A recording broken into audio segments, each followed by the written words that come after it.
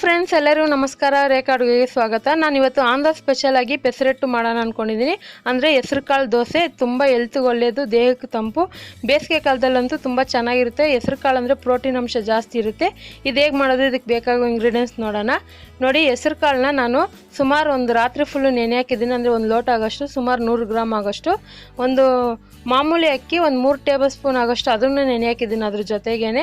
ಮತ್ತು ಅರ್ಧ ಇಂಚು ಶುಂಠಿ, ಒಂದು 2 ಮೆಣಸಿನ್ಕಾಯಿ ಇದು ರುಬ್ಬಕ್ಕೆ, ಒಂದು ಈರುಳ್ಳಿ ಚಿಕ್ಕದಾಗಿ ಕಟ್ ಮಾಡಿರೋದು, ಒಂದು 2 ಮೆಣಸಿನ್ಕಾಯಿ ಕಟ್ ಮಾಡಿರೋದು, ಒಂದು ಅರ್ಧ ಕಪ್ಪು ಕೊತ್ತಂಬರಿ ಕಟ್ ಮಾಡಿರೋದು, ಎಣ್ಣೆ ಡೀಪ್ ಫ್ರೈ ಆಗೋಷ್ಟು, ಮತ್ತು ರುಚಿಗೆ ತಕ್ಕಷ್ಟು ಉಪ್ಪು. ಈಗ ಹೇಗೆ ಮಾಡೋದಂತ ನೋಡೋಣ. ನೋಡಿ, ಒಂದು ಜಾರ್ ತೊಗೊಂಡಿದ್ದೀನಿ. ಜಾರ್ಗೆ ನೆನೆಸಿಟ್ಟಿರೋ ಹೆಸರು ಕಾಳನ್ನ ಹಾಕೊಂಡು ರುಬ್ತಾ ಇದ್ದೀನಿ. ಇದು ನೀವು ಬೇಕಂದರೆ ಜಾಸ್ತಿ ಕೂಡ ಮಾಡ್ಕೋಬೋದು.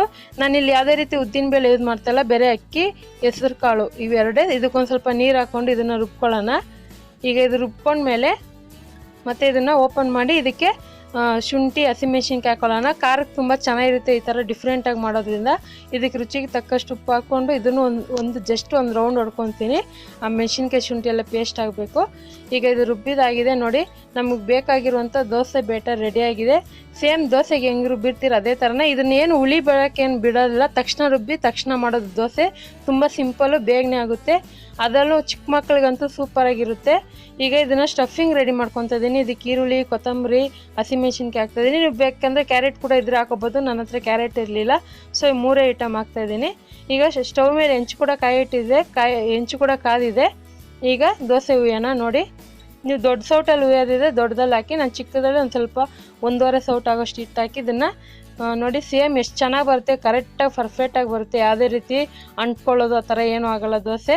ನೋಡಿ, ಇದ್ರ ಮೇಲೆ ನಾನು ಸ್ಟಫಿಂಗ್ ಹಾಕ್ತಾಯಿದ್ದೀನಿ. ಈರುಳ್ಳಿ, ಕೊತ್ತಂಬರಿ, ಹಸಿಮೆಣ್ಸಿನ್ಕಾಯಿ. ಬೇಕಂದರೆ ನೀವು ಇದಕ್ಕೆ ಎಣ್ಣೆ ಕೂಡ ಹಾಕ್ಬೋದು, ಮತ್ತು ಬೆಣ್ಣೆ, ತುಪ್ಪ ಏನು ಬೇಕಾದ್ರೂ ಯೂಸ್ ಮಾಡ್ಬೋದು. ತುಂಬ ಚೆನ್ನಾಗಿರುತ್ತೆ. ನಾನಿಲ್ಲಿ ಎಣ್ಣೆ ಹಾಕ್ತಾಯಿದ್ದೀನಿ. ನಿಮ್ಗೆ ಇಷ್ಟ ಆದರೆ ತುಪ್ಪ ಕೂಡ ಹಾಕ್ಕೋಬೋದು. ತುಂಬ ಚೆನ್ನಾಗಿರುತ್ತೆ. ವಯಸ್ಸಾದವ್ರಿಗೆ, ಡಯಟಿಂಗ್ ಮಾಡೋರಿಗೆ, ಮಕ್ಕಳಿಗೆ ಟಿಫನ್ಗೆಲ್ಲ ಕೊಡ್ಬೋದು. ತುಂಬ ಸಿಂಪಲ್, ಬೇಗನೆ ಆಗೋಗುತ್ತೆ. ಇದನ್ನು ನಾನು 2 ಕಡೆ ಬೇಯಿಸ್ಕೊತಾ ಇದ್ದೀನಿ. ನೀವು ಬೇಕಂದರೆ ನೀವು ಈ ಥರ ದೊಡ್ಡದಾಗಿ ಇಷ್ಟ ಆಗಲ್ಲ ಅಂದರೆ ಚಿಕ್ಕದಾಗಿ ಸೆಟ್ ದೋಸೆ ಕೂಡ ಮಾಡ್ಕೋಬೋದು. ತುಂಬ ಚೆನ್ನಾಗಿ ಬರುತ್ತೆ ಅದು ಕೂಡ.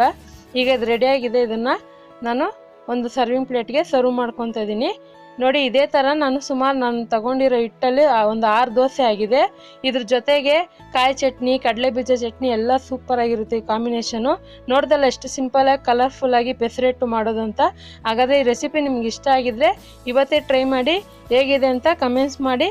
ಮತ್ತಷ್ಟು ಈಸಿ ರೆಸಿಪಿಗೋಸ್ಕರ ರೇಖಾ ಅಡುಗೆ ಚಾನಲ್ನ ಸಬ್ಸ್ಕ್ರೈಬ್ ಮಾಡಿ, ಶೇರ್ ಮಾಡಿ, ಲೈಕ್ ಮಾಡಿ.